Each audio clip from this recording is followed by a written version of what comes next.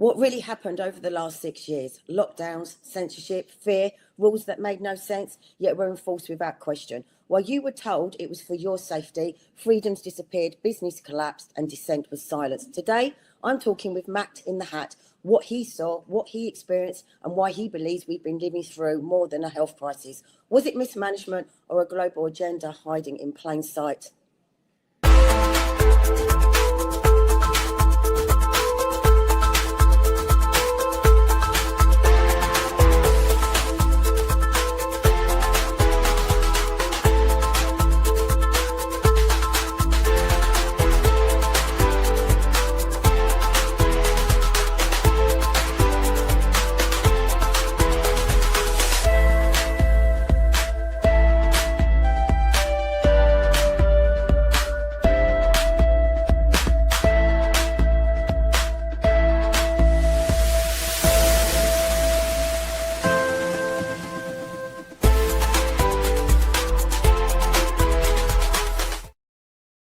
Hi, I'm Claire Dyer, and this is Dire Consequences on Unprecedented TV, because when those in power make dire decisions, it's ordinary people to live like us with the dire consequences.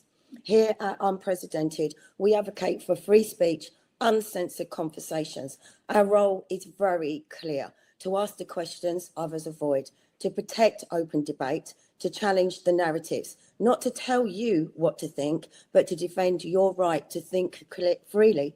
So please do like and subscribe so we can keep bringing you the truth. So over the past 6 years or so, since COVID and lockdowns reshaped our world, we have witnessed freedoms restricted, debate narrowed, and trust in institutions completely shaken. Policies that often defied common sense, agendas that felt disconnected from everyday reality, a climate where questioning was just too easily dismissed. Many are now wondering, and more every day, can we trust the politicians, their parties, their promises, or have we been living through not just a political crisis, but actually a spiritual and psychological one as well? Today, I'm going to be speaking with Matt in the Hat about what he has witnessed and personally experienced over the last 6 years. Not theory, not headlines, but lived reality. His perspective, his challenges, and what it reveals about the times we're living in. Because if these are unprecedented times, they most certainly demand unprecedented scrutiny. So I'd like to welcome today Matt. Hello. How are you? I'm really excited. Thank you for having me on. This is a dream. Really? Thinking back to, you remember when you liked my stone piles and what we were all doing back then, and the hopelessness of the situation. Yeah. Well, what struck me, I mean, obviously I found you, or you found me on Facebook some many years ago, and it was your photography and your videography, but mainly your photography. I mean, your perspective and your insight through the pictures and the videos you take, I kind of feel is kind of second to none, and I'm quite proud to have a piece of your photography hanging in my house. Oh, thank you. It was a privilege to give it to you as well. You've done so, and that was back then. You were doing so much to bring out awareness. That was back then. It's been incredible to watch your progress. It really has. Oh, thank you. That's really kind. Well, I wanted you to come on because I think you're a little bit, I mean, we're totally different people, but you're a little bit like me. I want to take you back sort of 6.5 years ago, and how things have changed for you and when it started. Right. Okay. That's a long journey, isn't it? It is. So we'll probably have to break it down. But I'm guessing you, like me, were a little bit unaware of kind of what was going on around us until COVID hit. Do you know what? I was asked this question recently, and I've read John Pilger, Hidden Agendas, which gives you this was written in the 1990s, and it tells you a lot about the hidden workings of Britain's foreign policy and multinationals. I knew all about the Iraq War, what a stitch up that was, but it really didn't affect me.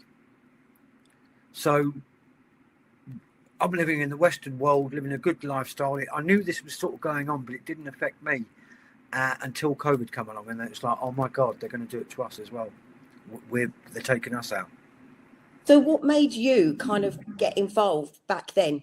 Because you're quite in the centre of it, aren't you? Because you go to all of the protests. I mean, you haven't stopped going to protests over the last 6 years or so, have you?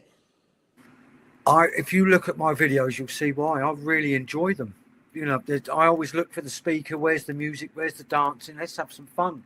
The whole reason for that was what was my colleagues and neighbours, what everybody was saying, compare, you know, what they were seeing on the news. And I was going out and said, well, look, I live with my mother. You know, my mother, she's 90 years old. And this is what I'm doing. I'm just having a good time. We're having the most amazing time I've ever had in my life.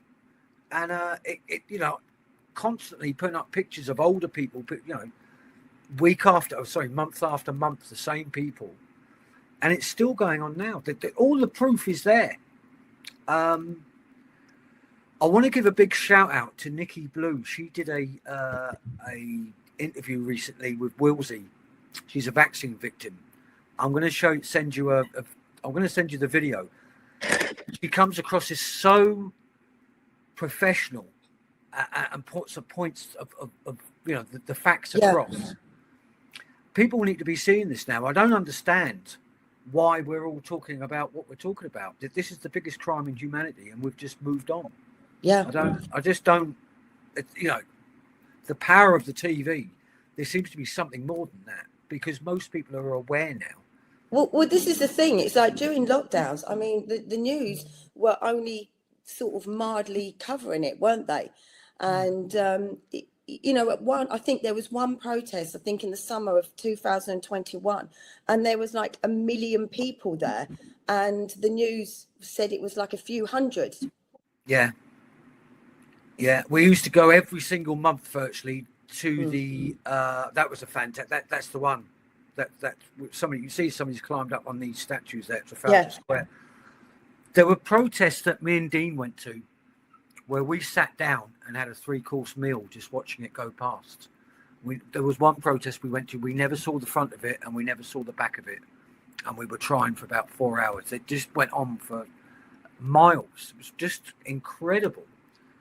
And yet the censorship on that, they really tried to shut it down, didn't they? They didn't want people knowing that this was going on. Yeah, I'm on my 3rd YouTube channel now. I think I had 3 Facebook accounts at one point and was just swapping from one to the other every other week, just used to it, you know. Yeah, trying to fight through the censorship.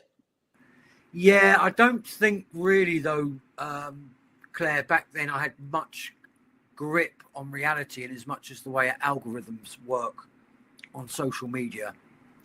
And I'm not sure I understand it too much now, but I know I'm in an echo chamber. And I know the groupthink mentality that I'm in now is actually very, very, very frustrating, because I don't believe we're dealing in facts anymore. I think there's so many people out there that don't actually admit they don't know what's going on. I don't want to come on and be as the, you know, it's good to have somebody on the camera that's confident and can tell you what's going on, because then you'll believe them. That's why we listen to these influencers. I've stopped listening to people now because how do they know what's going on? It's been such a psyop. Yeah, and this is the problem. There's so many people now, and there's on all forms of social media. And I'm going to say now, with AI as floating around as much as it is really, really hard now to pick out the misinformation. I would have said kind of 6 years ago, it was a minority of people trying to speak out. That it felt like there was just the two sides. There was the mainstream media and also what our government was telling us, and then you had, you know, a small minority of very quite vocal people, and you could almost sort of trust it. But now I kind of feel like it's all becoming a bit of a blur, don't you? Oh, it's most of it's nonsense in my opinion. It's just opinions backed up by confirmation bias that's been planted. I'm not saying this is the case, but most of the information that we've researched could possibly just have all been planted there anyway. Do you think? Yeah. So what do you think the truth is then? Well, put it this way. I've been led to believe, and rightly so as well in some respects, that it's all one big show because COVID was ridiculous. That was Monty Python. And Yeah, I mean, look at this, the picture here. Do you remember that? It was like every week, wasn't it? They would stand on those podiums. Yeah. I mean, I said to Dee, I used to say to people, I'm sure the British government are trying to wake us up. This has got ridiculous now. If you have a pork pie in your pocket, sit down, go 100, 200 yards down the road at the right time, you won't catch COVID. It was just like, what do you mean I've got to have another injection and another one? This is getting sick. Yeah. Do you know what I mean? It was just... And you know what I don't understand is there were so many things that kind of jumped out at you that didn't make sense. Like, for example, Partygate. You have Matt Hancock as well. Matt Hancock and the affair, which he then went on I'm a Celebrity afterwards and said it wasn't law, it was just it was just like guidelines. It was, and you kind of think, hold on a minute, but people's lives were destroyed following these rules that you stood on, on TV telling us we had to do. You had the party where they're all mixing and Boris as Prime Minister, socialising and obviously not social distancing. And as you said, pork pies, you had to have a substantial meal to be able to drink alcohol. And you kind of look back and think, why were people not questioning that? The propaganda.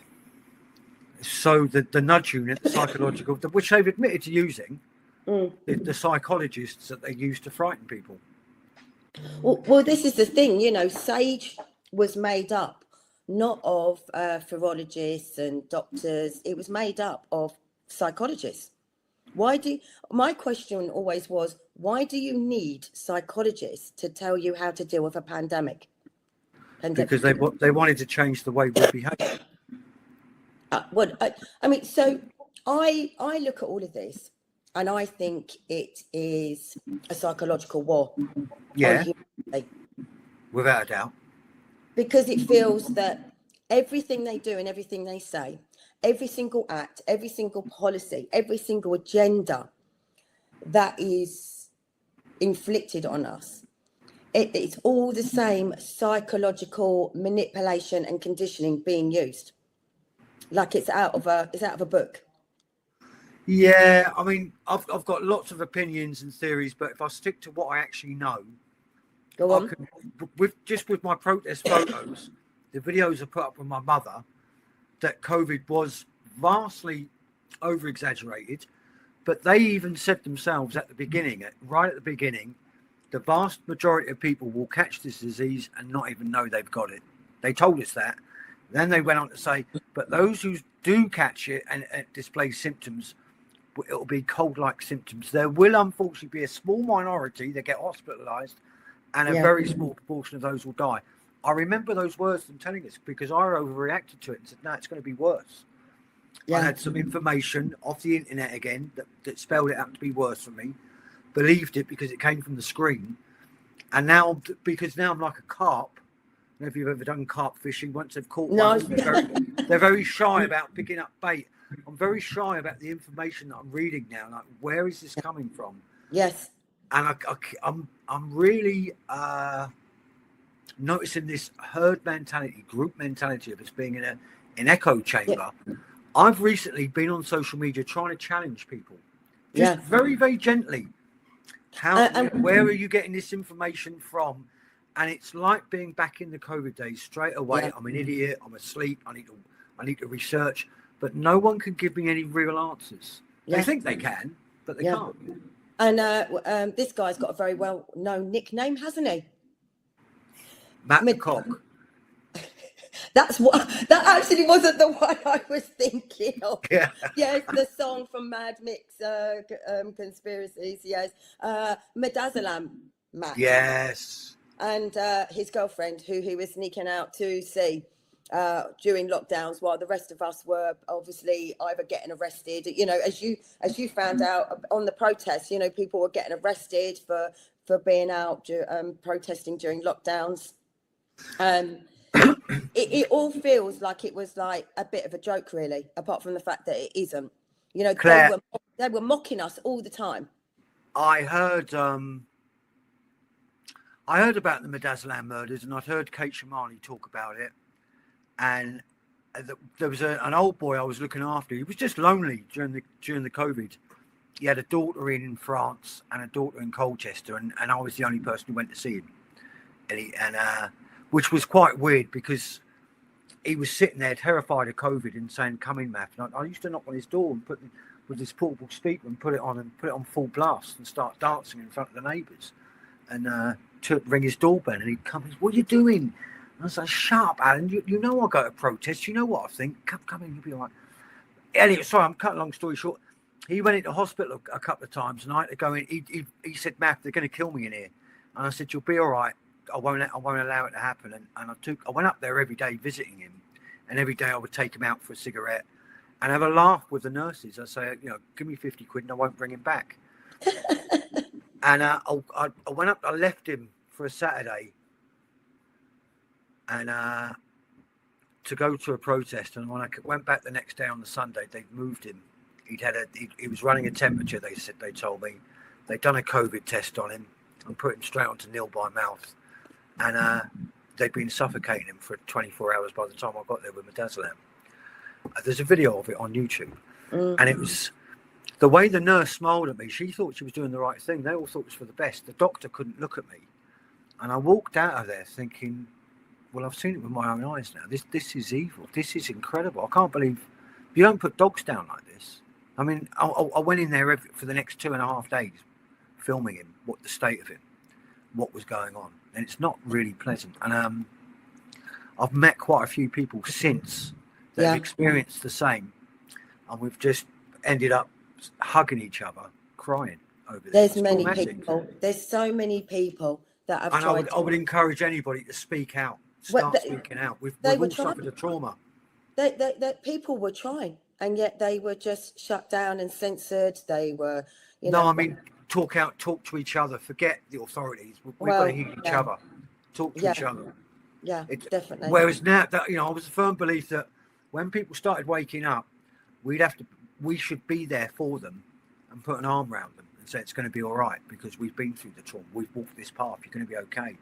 Yeah. And now we're all just shouting at each other, calling each other shills, lefties. It's just crazy compared to that love I experienced during COVID, which was incredible. That was the most diverse, inclusive community that didn't care what colour you were, what religion you were, what nationality. Nobody cared. We just wanted the truth and we wanted to help people. We are definitely becoming more divided. And I think that's part of the agenda with the psychological war as well. We're gonna take a quick break, but we'll come back to this. We're just gonna have a look at another one of our shows, which is Team Scott Uncancelled. Okay.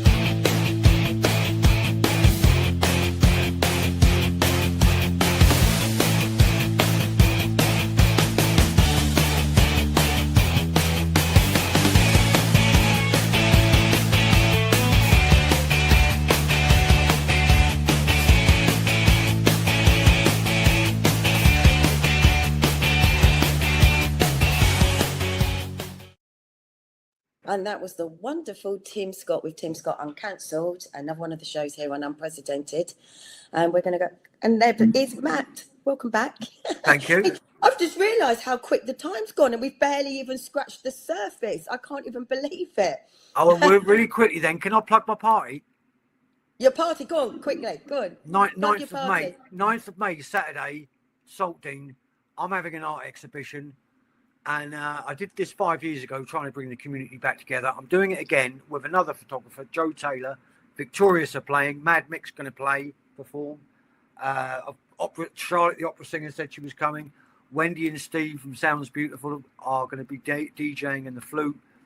And loads of other people, Joby, Chris. And obviously that's down near Brighton, because that's where just outside of Brighton. And for those who obviously don't know, you kind of gravitated and found yourself sort of what was called the freedom movement back then, and you met a lot of people, musical people, and as you just mentioned, bands like Victorious, and here's some of your photography that we've just brought up down at the coast near where you live. You live right on the beach, don't you? Yeah, right on the cliff top. Yeah. Always windy here. Yeah. So yeah, I would said really where my experience was, I'm going to say horrendous. It took me, well, I saw through it back in March 2020, but I found it very lonely, very isolating. I was stuck at home with young children, had young children at the time. I didn't really get to any protests. Whereas you, on the other hand, you kind of found your people, didn't you? As you said, you were going up to the protest with very lively, energetic, loving, musical people, weren't you? Original protesters took 33 officers to arrest this one. Oh. You want the record? 33 officers to arrest this young woman. Ridiculous. Thank you. And they still struggle. It's fucking unbelievable. I've never seen anything like this in my life. They're just fucking nicking anyone. Literally any fucking one. Tell me about that, Matt. What happened there? That was December 2021. I actually went up with Dean, a friend of mine. He saw that I'd been to the month before and put up a load of pictures of the arrests, and he'd been to the summer ones. He said, we'll go up together. And I think the protest started off at Parliament Square. By the time it got to Downing Street, we were surrounded by riot police that were just coming out from everywhere and just attacking people, literally. And I glued myself to this YouTube called Tyrant Finder. And these riot police just come running at us straight past me to get to Dean. I literally pooped myself. The camera come up like that, and I just said, please don't hit me, and just went through them and turned around. Unfortunately, I've got some really great footage of Dean, really good pictures on. Fortunately, because of the cameras on him, I think that's why he got away with it. But they had a word. He left. He just said, I can't handle this, man. And we carried on walking, and we didn't get. By the time we got to Trafalgar Square, the protests had been broken up. I'd never seen so many officers in all my life, and at that point, then I was just walking around showing you what had happened. That there was 15 minutes earlier, there were 5,000 people there. It was just gone. It was like being in a shoal of tuna, being surrounded by these vicious sharks. Original protesters took 33 officers to arrest this one. You hold the record. 33 officers to arrest this young woman. Ridiculous. Thank you. And they still struggle. So I think what a lot of people don't realise is because obviously they were just watching mainstream media and there was a narrative being played out. But most of the people there that were going up every month were just normal, everyday people. People were going as families, they were taking their children in pushchairs. And it's you just said there, 33 police officers to arrest one woman. Yeah, I would go to far say that the people that I gravitated to were not just normal people. These were people I wouldn't normally mix with. They were artists. They were really creative, spiritual, beautiful people. Okay, what I mean is they're not your stereotype protesters as in like Antifa and stand up and racism. They're just everyday people like us. It was an do you know what? It was a party. There was one summer we took Parliament Square. I don't know why. I don't know what we were doing, but it was I was in bare feet, and it was a beautiful day. And I was going around the gardens opposite Parliament at Parliament Square. And friends, I was getting to know people, and they would sit down and have a sandwich. What's your name? And give me a glass of champagne. I don't drink. It's not for me. But sandwiches were being handed out. And then I was looking at my other friends, and they're having sort of in the middle of the road, having fisticuffs with the police. Everybody's wrestling with each other, refusing to leave and sitting down. And I thought, I'm going to go back over there to the sort of the mini riot, and get involved. And it was crackers. Have half hour of that and think, I'll go back and go on the lawns and have a bit of easy time with these really lovely people. It was just a surreal experience. Do you think through obviously the last 6 years, going to demonstrations and protests and, through your filming and your photography and making your videos, do you think it's kind of changed your perspective of like police, our institutions, our government? I had quite a faith in a higher power, if you like, before all this happened. That ensures that I don't drink. I've got used to have a drink problem a long time ago, and it's really just basically that was just reinforced so much. I don't know what happened to me. There was a very lonely time. You described it before I got to the protest, of being isolated. Everybody was against me. So what is going on here? And recently there's been a lot of soul searching for me, having a look at me, first of all. My confirmation bias, where am I getting my information from? Yeah. Have I been turned over? What's going, looking at, reevaluating everything and looking at the people around me as well. Power corrupts. Yeah, I can totally relate to that, because I'm not talking about money. I'm talking about likes on channels, popularity on the stage. It's the egos of, and it's really quite wow. Well, I'm quite happy to be known as a fool and make a fool of myself. That's, That's the thing, though. You're really not. And I think that might be misleading about you, that you, as you just said, you play the fool, and that's the persona, but actually you see a lot. Well, I'm starting to see that I know the more I see, the more I know little of. Does that make sense? I've got the humility to explain that to you. I did think that this is one big cabal and blah, blah, blah, which it could well be, but we have a very big part to play in it. We have a very big part to play in it. I agree. Every time I allow that woman to say to me, oh, the computer says no, or the shopkeeper to speak to me, give me an answer to a question that I haven't even answered. Do you know the way people avoid things? Well, that's a very good question, Matthew. But what I think we should be talking about is this over here, or your behaviour. The deflection on facts is just, the more we put up with this nonsense, this is what's happening. And you going back to saying, you started looking at yourself and reevaluating. That's exactly how it was for me. I mean, I feel like not only did I open my eyes to what was going on around me, I almost opened my eyes inside to myself as well. And then you moving on, we're reflecting on ourselves as human beings. And we're very aware of the people around us. And you saying about egos, you're saying about corruption. I always say anybody can be corrupted. And it isn't just those in government and those, in our public institutions. We have been watching it over the last 5 years on social media. As you said, the likes, the views, even people starting to earn money through talking about this, on social media. Your ego. And I always say you need to always be aware of your ego, because, as I'm going to go back and say, I feel that all of this is a psychological and spiritual war on humanity itself. Well, let me answer you that. There's a lot of people wanting Starmer removed, me included, politicians to removed, and I don't care which way they get removed, really. But here's the question: what are we going to replace them with? Has anybody actually? Because they will get replaced with something. Look at the mainstream now. Look at what the people want: leaders. And if everybody can be corrupted, it means we're in this vicious cycle of this just keeps on continuing on and on and on. When's it stop?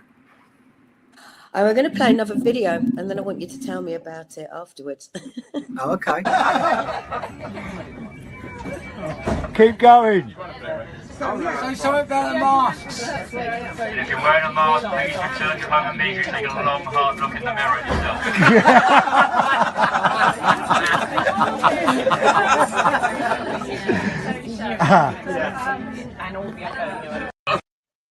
What I am actually just going to say before you answer that is, I actually think you guys were and are the original Montgomery Toms. You know who that is, don't you? Yeah, of course I do. Yeah. You tell me what was going on this train. we were on our way to London, and that particular day, the trains, there was engineering works. There obviously would be engineering works when we had a crowd to move up to London. We used to take over carriages, like 3 carriages on a train, with like musical instruments and loudspeakers, playing music, dancing. And of course, we had what back then we'd call them the sheep. would see us and panic and scurry away. But we ended up on this platform at Clapham Junction, and it was packed, and we needed to get the next train, but the platform was already packed with other passengers. And Sam he got his megaphone out. He said, and the next train would all unvaccinated passengers use the first 4 carriages. Vaccinated passengers go to the back of the train. And they all moved, and we had this. It was incredible. We just moved onto this train, and it just carried on. He made. I was lucky enough to be around this fella. He was a genius with his voice, pretending to make, with his loudspeaker, pretending to be the announcer. He did it in stations. There's one, hopefully, Lemmy will play it, where there's a woman walking along the roads, a policewoman, and he's got the loudspeaker, and he's saying something like, beware, there's free-range humans ranging around. This woman's being very brave, she'll help you. It's just... I think we might have just seen that, actually, but... There are free-range humans circulating the area. Please return to your homes immediately. This lady in the high vis will help you and escort you there. She's being very brave. She's breathing the fresh air. It's her first time in a year. Salute her. She's risking her life standing this close to us. Absolutely risking her life. Health announcement. The air is not safe to breathe. There are free-range humans circulating the area. Please return to your homes immediately. This lady in the high vis will help you and escort you there. She's being very brave. She's breathing the fresh air. It's her first time in a year. Salute her. She's risking her life standing this close to us. Absolutely risking her life. Is that the volume gone again? It's back again now. It's just as well I've seen the video, isn't it? Yeah. So I didn't need to hear it because I know what the video was, thank God. Yeah, we seem to be having some technical issues. So basically what I thought was really good about what you guys did was that you turned a bad situation, and you've actually sort of in a way continued to turn bad situations into laughter, into song, whilst at the same time you're gaining awareness through it and making a bit of a joke as well. Yeah, do you know, I have to say, I've got to mention, and you should have him. I hope you do have him on, Jake. He's amazing. I know. Like to put it up, that amazing picture of the king and what he did with the beat. You know, that is art, and I'm going to keep repeating this because to myself, art. You know, power corrupts, poetry cleanses. The creativity, the passing the message of awareness through creativity is that's the spiritual connection. And that's something that can't be harnessed. And I think that's why I was gravitated towards artists, if you like, because you couldn't shut them up. And everybody was just, we've got to get this message out, either by poetry, photographs, music. Victorious and the Peace Festival now with music is just incredible. You know, live music creates magic. There's something in it. Forget about your mainstream stuff. Go and listen to a busker. Go and listen to a busker somewhere. Do you know? But the music's incredible. Well, this is why I keep saying I want you to write me a song, because you write amazing poems, and some of your poems have actually been turned into songs, or you've got up on stage with Victorious, and at the same time you are spreading the message. You were talking your poems, Victorious, the band, you're all writing about what was currently happening over the last 6 years. Yeah, do you know what? I've got to be honest with you. A lot of that stuff that I rock, I'm just a bricklayer. That's all. That split up with his missus and did a bit of soul searching and found out his life was a lie. He'd been lying to himself for years, and then he found out the government was lying to him. It was quite traumatic, really. Denial, which I think is my favourite, is probably written to me. I'm in denial of what's going on. I'm in denial of this higher power is actually showing himself to me now. This is, as you say, a battle of spirituality, but it's no good just talking about it. You actually have to live it. You've got to get up and do something in your actions. I was going to ask that. I don't think there is one solution, but what would you think is part of the way forward in this? Right now, taking a deep breath and stepping back and having a look at what my beliefs are, what's going on, but what is happening with me. Do you think? Yeah, because I'll go back to that same thing again. It's very who am I helping by spreading? If I'm we'll go back to COVID again. If we'd have dragged that government out, what would it have been replaced with? And could that have been for someone else's benefit? Well, that's the thing. I quite often start screaming and shouting, and I think I kind of was getting a bit irate last night when I actually had a conversation with Lembit on the phone, and I said, "You know what needs to happen, don't you? I went, the whole government needs dissolving. They all need taking out, and just the whole system needs taking down." Yeah. But it's not. It's never going to be a reality. But in my world, with rose-tinted glasses, I just feel that the whole system, from top to bottom, it just needs completely wiping out and it needs resetting. But like you say, with what? Lembit agreed with me, apparently. So but when with what? I mean, I know the answer.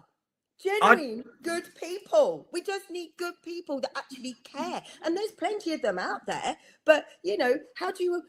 I shouldn't really say this, but how do you overthrow a government?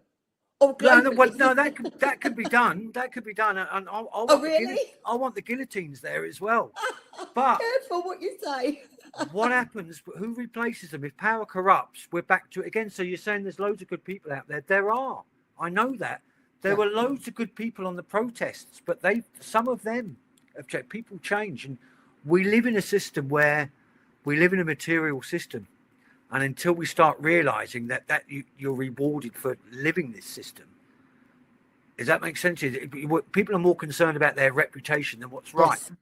We should be going down to our local MPs' houses, local councillors' houses, and knocking on the door. Oh, careful! You will definitely get arrested for that. Like the I've tried. The but that's the thing. So what? If everybody did that, if everybody did it, everybody started. So we're not putting up with this anymore. We're not being violent. We just want you to address this question. You said it was safe and effective. I've got a vaccine victim would be here.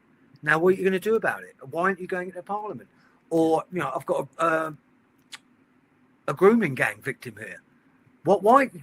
Why aren't people being held accountable on a local level? Well, this is the thing. Keep passing the buck. It's incredible. It's not just that as well. It's not that they're not being held accountable. I mean, you just mentioned the grooming gangs, and we've got Keir Starmer here. I think he's got to be the most hated man, and also the most hated Prime Minister ever. I mean, we keep looking at him as an individual, as a person, but to me, he's just a puppet on a string. He's just doing what he's told. So it could be anybody. He's just prepared to sell his soul. Yeah. I think he's been brought in to do a job. But they all were, though. They all destroy all this. Yeah, they've all been brought in at certain times to fulfill certain parts of this agenda. And right now, we've got Labour probably doing the most damage, but, is red, blue, green, yellow. I mean, I'm just sick of it. I'll be honest now. And I actually said this morning, where it's Conservative, it's Labour, it's Reform, it's the Greens, it's Liberals, it's now popping, Restore Britain and Advance. Are they actually any different? Can any of them actually be trusted? Because that's the other thing. You don't know who to trust. But right now, we have Labour, and they've just managed to shut down a public inquiry into the rape grooming gangs. And first of all, no one's being held accountable. They're not being held accountable. But worse still, why are we not absolutely screaming the rooftops down over this? Yeah, that's a very, very good point. It's like, why? What's going wrong? Like I said, let's go back 6 years ago. You were on all of those protests. Your observation through your lens, through your photography, through your videos, you capture the life and soul of people. You captured the life and soul of those lockdown protests, not what was put on mainstream media, as in, the violence that was actually incited by the police, but, the arrest. You captured the fun. as I said, the laughter, the love, the singing, the dancing, the people being united. We're not seeing that so much now. Why are we becoming so desensitized? Why are we becoming so numb to everything? Why are we starting to care less? Well, I'll give you. When did political correctness start? Oh, you can't say that. We can't say that, Matthew. We can't say that, Matthew. Well, back then, I used to enjoy saying what you couldn't say. And I think I still do say what you can't say, but yeah, but then I went through a state. I settled down and got married, and just to keep the, an island business, and you can't say that thing out loud to customers and blah blah blah. And then COVID came, and I was like, I'm not doing it anymore. I'm not doing this. But it's it's social conditioning. Oh, you can't say this, you can't say that. Well, now it's law. You get put in prison for saying it. yeah. People can phone up the police and complain that you've offended them by saying there's only two genders, or it's daytime when the sun's shining. This has got ridiculous now. I think it is an element of that, but I also think people are starting to care less, and people are giving up. You think how many people are still playing a part in this or fighting against this in one way or another, whether it's protesting or it's direct action or it's trying to fight through your councils and your government. How many people that you knew back then still standing doing this now? Not many. Nothing like the numbers before. But I'll tell you another thing. When I went to a lot of protests with Dean, and we missed a lot. We were late for trains. We were late getting to places because he was always stopping and speaking to the beggars at stations. And I said, "Come on, Dean." "Oh, no, come and have a chat with this fella." "Go, I'm just getting him a coffee. Hang on a minute." And it's like, "What are you doing? We ain't got time for this nonsense." But we got to know a lot of. I still see them now, some of them, and some of them are lovely people. I know they take my head off at 10 o'clock at night if there's no one around and witnesses. But in the day, these are people. And Dean and the people from the protest showed me about charity. And I went to a Tommy Robinson protest. We covered that, and then we went round to the left. And they were all standing there chanting, "Refugees are welcome here, save the planet." Millions of these signs just being dumped everywhere. And there was a couple of Romanian beggars sitting there with empty pots, and the people walking straight past them going, "Refugees are welcome here." What? Dean, I've sat with tramps. I've learned how to become invisible. Just go to Marks and Spencer's, go to any town centre, find a tramp and sit with him on his cardboard. I offer to buy him a coffee. He'll let you sit with him, and you'll see people will just step up. They don't see you. It's incredible. They've got to get back to the car park. I've got to move the car. They just haven't got time to. They don't want to see you. You become invisible. That's what I'm trying to talk about. I think a lot of this society, it's actually down to us. There's just no compassion, no love. The hatred's being increased. It's quite incredible. It's frightening, really. We have actually run out of time. It's gone really quick, but I was going to say, I actually said something like this the other day. I said, what is, our governments, etc., are doing to us. But actually, we are the problem. We're the problem because there's not enough of us to stand united together. And it is, power in numbers. Until we stop putting up with just the petty stuff, it will just continue. Yeah. And all I keep seeing is people pointing the fingers and blaming other people all the time. I've got two questions, and I need you to answer them really quickly. The first one, what did you believe back 6 years ago that you no longer believe now? The government would kill me. Right. And what do you see coming next for us moving forward in all of this, personally for you? Good stuff. Do you? Yeah. That is very mixed. Sorry, we are running over, but that is very mixed because a lot of people who are very sort of spiritual think that we're going to go through this process and it's, we're going to go through the bad and then we're going to come out good at the other end. I don't know. Jury's out for me. COVID was the darkest period of my life, and it was an absolute living nightmare, and it's been the best time of my life. Bring on Armageddon. Bring it on. That's your final words, Matt. Bring on Armageddon. So, thank you. It's been a pleasure. Thank you, Claire. You're welcome. I will send you that video. It's only about a minute long, I think, with Willsey. That's what I wanted to. There's so much I want to say, but we all bigged each other up when this all started. Yeah. I was putting people on my YouTube channel. We were all bigging each other up. Yeah, get him to play, get him to, and it's not like that anymore. And we've got all the information. We're so connected now, and yet we're not doing it. And now we're knocking each other down. So Yeah. Thank you, Matt. Love you loads. Speak to you later. You too. So tonight, you've heard one man's story, but many people watching will recognise parts of it in their own lives. And across different countries, we've seen similar patterns, governments acting in step, the same messages constantly being repeated everywhere, and big decisions being made that affect millions of people.